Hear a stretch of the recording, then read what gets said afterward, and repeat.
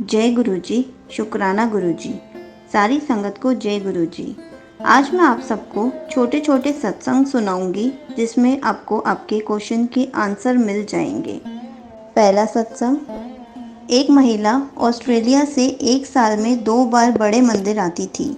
जब वो direct airport से कैब करके बड़े मंदिर जाने लगी, जैसे ही बड़े मंदिर पहुंची और कैब से उतरने लगी तो कैब के ड्राइवर ने उस महिला से पूछा, मैडम क्या मैं आपके साथ बड़े मंदिर में अंदर आ सकता हूँ?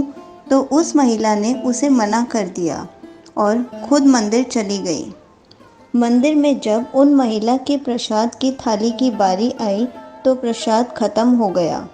फिर वो महिला बिना प्रसाद खाए बाहर आकर कैब में बैठने लगी और ड्राइवर को कहा, तुम्हें रास्ते में कहीं खाना खाना हो तो कार रोककर खा लेना। तभी ड्राइवर ने कहा, मैडम मैंने मंदिर का प्रसाद खा लिया है। तो उस महिला ने कहा, मुझे मंदिर के अंदर भी भंडारा नसीब नहीं हुआ, तो तुम्हें कैसे मिल गया? तो ड्राइवर ने बताया कि कोई बाबा थाली में प्रसाद लेकर आए थे और मुझे प्रसाद दे गए। तभी उस महिला ने गुरु जी की फ़ोटो दिखाई और उन्होंने कहा, ये बाबा तो नहीं थे? ड्राइवर ने फ़ोटो देखकर कहा, हाँ जी मैडम, यही आए थे। वो महिला समझ गई और उन्हें अपनी गलती का एहसास हुआ।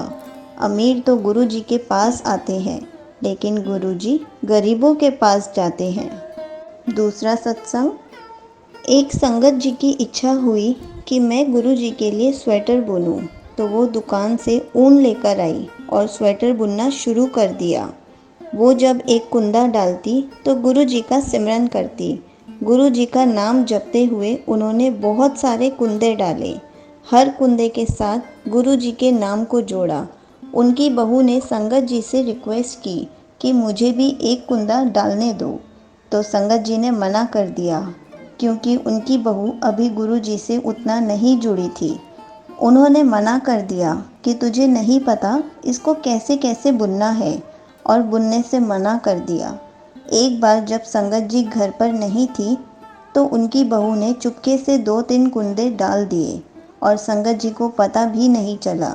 जब संगत जी घर आई तो उन्होंने फिर से सिमरन करते हुए गुरु जी के लिए स्वेटर पूरा किया। जब संगत जी दर्शन के लिए गुरु जी के पास गई तो गुरु जी को स्वेटर भेंट की और कहा, गुरु जी एनू पा कर दिखाओ। गुरु जी ने कहा, ज़रूर पावांगा ए स्वेटर, तू बनाई है। स्वेटर विच नाम दी खुशबू आ रही है, पर ए 3 कुंदे किन्ने पाए हैं? गुरु जी से कुछ भी नहीं छुपता। घाट घाट की जानने वाले गुरु जी सिर्फ हमारी भावनाओं को देखते हैं। तीसरा सत्संग। एक सेठ को नींद नहीं आ रही थी। वो घर के ही चक्कर लगाने लग गए, पर चैन ही नहीं पड़ रहा था। आखिर थक कर नीचे आ गए और कार निकाली। शहर की सड़कों पर निकल गए। रास्ते में गुरु जी का मंदिर दिखा तो सोचा, थोड़ी देर अंदर जाकर गुरु जी के पास बैठ जाता हूँ। तो पता चला उस टाइम अंदर नहीं जा सकते। तब वो गुरु जी के मंदिर बाहर ही बैठ गए। फिर उन्होंने सोचा, प्रार्थना करता हूँ, शायद मुझे शांति मिल जाए। वो सेठ मंदिर के अंदर तो नहीं जा पाया, लेकिन जैसे ही वहाँ बाहर बैठा तो देखा एक संगत वहाँ पहले से ही बैठी हुई थी, पर उन संगत के उदास चेहरे और आंसू कुछ और ही कह रहे थे। सेठ ने उन अंकल से पूछा, इतनी रात को आप मंदिर के बाहर क्या कर रहे हो? अंकल जी ने कहा, मेरी पत्नी हॉस्पिटल में एडमिट है, सुबह उसका ऑपरेशन है, नहीं हुआ तो वो मर जाएगी और मेरे पास ऑपरेशन के पैसे भी नहीं हैं। उनकी बात सुनकर सेठ के पास उस टाइम जितने भी रुपए थे उन्होंने अंकल को दे दिए। अब वो गरीब अंकल के फेस पर चमक आ गई। सेठ ने अपना कार्ड भी दिया और कहा, इसमें मेरा फ़ोन नंबर भी है, अगर ज़रूरत पड़े तो मुझे कॉल कर देना। उन अंकल जी ने सेठ से कहा, मुझे आपका कार्ड नहीं चाहिए। उन्होंने उनको वो कार्ड वापस दे दिया और कहा कि मेरे पास आपका पता है, इस कार्ड की ज़रूरत नहीं है। सेठ ने आश्चर्यचकित होकर पूछा, किसका पता है अंकल जी आपके पास?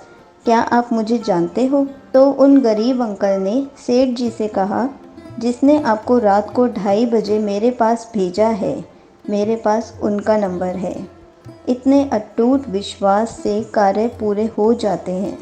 घर से जब भी बाहर जाएं तो अपने घर में विराजमान गुरु जी से ज़रूर मिलकर जाएं और जब लौट कर वापस आएं तो उनसे ज़रूर मिलें, क्योंकि उनको भी आपके घर लौटने का इंतज़ार रहता है। घर में ये नियम बनाइए कि जब भी आप घर से बाहर निकलें तो गुरु जी के पास 2 मिनट खड़े रहकर बोलें कि गुरु जी चलिए, आपको मेरे साथ ही रहना है। ऐसा बोलकर निकलें, क्योंकि आप भले ही लाखों की घड़ी हाथ में क्यों ना पहनते हों, पर समय तो गुरु जी के हाथ में ही है। चौथा सत्संग। एक छोटे बच्चे ने गुल्लक के सारे सिक्के निकाले और उसको इकट्ठे करके पॉकेट में रख लिया और घर से निकल पड़ी। पास में ही केमिस्ट की शॉप थी और सीढ़ियाँ धीरे धीरे चढ़ गई और काउंटर के सामने खड़े होकर बोल रही थी, पर छोटी बच्ची किसी को नज़र ही नहीं आ रही थी और ना ही उसकी आवाज़ पर कोई गौर कर रहा था। सब बहुत बिजी थे। दुकान के मालिक का कोई दोस्त बाहर देश से आया हुआ था, वो भी उनसे बात करने में बिजी थे। तभी उस बच्चे ने पॉकेट से एक सिक्का निकालकर काउंटर पर फेंका। सिक्के की आवाज़ से सबका ध्यान उसकी तरफ गया। उस बच्चे की तरकीब काम आ गई। दुकानदार बच्चे के पास आया और प्यार से पूछा, क्या चाहिए बेटा? बच्चे ने अपनी पॉकेट से सारे सिक्के निकालकर अपनी छोटी सी हथेली पर रखी और बोली, मुझे चमत्कार चाहिए। दुकानदार समझ नहीं पाया। उसने दोबारा पूछा, बेटा क्या चाहिए? वो फिर से बोली, मुझे चमत्कार चाहिए। दुकानदार हैरान होकर बोला, बेटा यहाँ चमत्कार नहीं मिलता। बच्चे ने कहा, आपके यहाँ दवाई मिलती है तो चमत्कार भी यहीं मिलेगा। दुकानदार ने कहा, बेटा आपसे ये किसने कहा? बच्चे ने विस्तार से बताना शुरू किया, मेरे भैया के दिमाग में ट्यूमर हो गया है। पापा ने मम्मी को बताया है कि डॉक्टर 4 लाख रुपए बता रहे थे। अगर समय पर इलाज नहीं हुआ तो कोई चमत्कार ही बचा पाएगा और कोई संभावना नहीं है। वो रोते हुए माँ से कह रहे थे, हमारे पास कुछ बेचने को भी नहीं है, ना कोई ज़मीन है, ना जायदाद है और ना ही कोई जेवर है। पहले ही सब इलाज में ख़त्म हो गए हैं। दवाई के पैसे भी बड़ी मुश्किल से जुटा पा रहे हैं। वो मालिक के दोस्त जो बाहर देश से आए हुए थे, वो आकर बच्ची के पास बैठे और पूछे, अच्छा ये बताओ चमत्कार खरीदने के लिए कितने रुपए लाई हो? बच्चे ने अपनी मुट्ठी से सारे रुपए उनके हाथों में दे दिए। उन्होंने वो रुपए गिने, 21 रुपए 50 पैसे थे। वो व्यक्ति हंसा और उस बच्ची से बोला, तुमने चमत्कार खरीद लिया, चलो मुझे अपने भाई के पास ले चलो। वो व्यक्ति जो उन केमिस्ट के दोस्त थे, अपनी हॉलीडेज़ में भारत आए थे और न्यूयॉर्क के प्रसिद्ध न्यूरोसर्जन थे। उन्होंने उस बच्चे के भाई का इलाज 21 रुपए 50 पैसे में किया और उस बच्चे का भाई ठीक हो गया।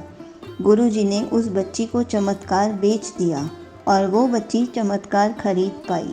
नीयत साफ और मकसद सही हो तो गुरुजी किसी भी तरीके से हेल्प कर ही देते हैं। 5वां सत्संग। जब गुरुजी फिजिकल फॉर्म में थे, मंदिर में एक आंटी ने गुरुजी से कहा, गुरुजी चलो मेरे नाल अमेरिका, मेरी बेटी के घर में सत्संग है। गुरुजी कुछ नहीं बोले और आंखें बंद कर ली। गुरुजी थोड़ी देर में बोले, ले घूम आया अमेरिका, तेरी पोती ने पिंक ड्रेस पहनी है और तेरी धी किचन में ब्रेकफास्ट बना रही है। गुरुजी ने ये तक बताया कि आंटी जी की बेटी ने क्या पहना है और क्या बना रही हैं। गुरुजी ने अमेरिका का वेदर भी बताया और घर की वॉल्स के क्या कलर्स हैं वो भी बताया। फिर गुरुजी ने कहा कि अपने घर में फ़ोन करके पूछ ले।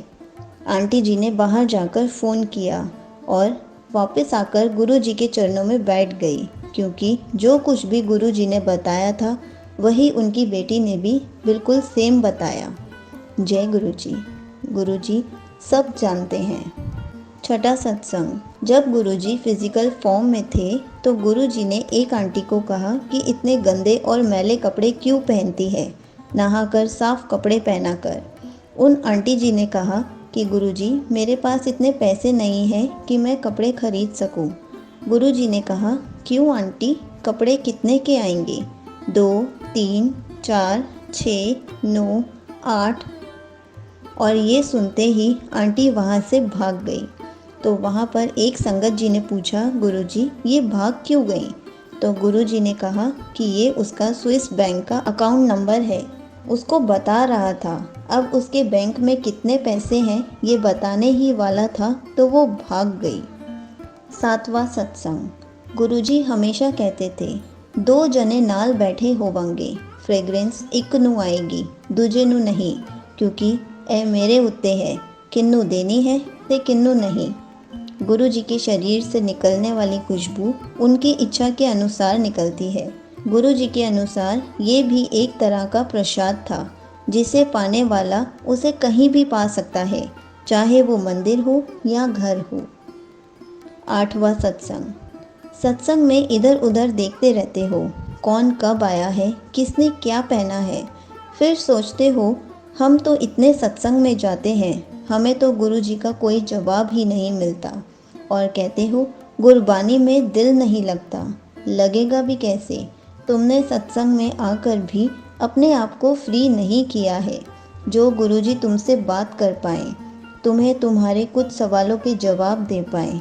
जल प्रसाद और चाय प्रसाद लेने के बाद तुम्हारी आंखें खुली ही रहती हैं, तुम्हें कुछ भी हासिल नहीं होगा। ऐसे क्या तुम 2 घंटे भी मेरे लिए नहीं निकाल पाते हो? गुरुजी के घर से कुछ हासिल करना है तो कहना मानो, अपने मोबाइल नाम के यंत्र को बंद कर दो या उसको बिल्कुल अनदेखा कर दो। आज के बाद सत्संग में और गुरबानी में आंखें खुली हुई ना हो, यही तो इम्तिहान है। उनका साथ छोड़ दो जो गुरु के वस्त्र से लेकर सजावट तक दिखाते हैं। लोगों के कपड़ों में क्या है? मेरे दर्शन करने आए हो, ये लोगों के कपड़े क्यों देखने लग जाते हो? जो तुम सत्संग में करने आए हो वो तो भूल ही जाते हो, ध्यान लगाना भूल जाते हो। जय गुरुजी, शुक्राना गुरुजी।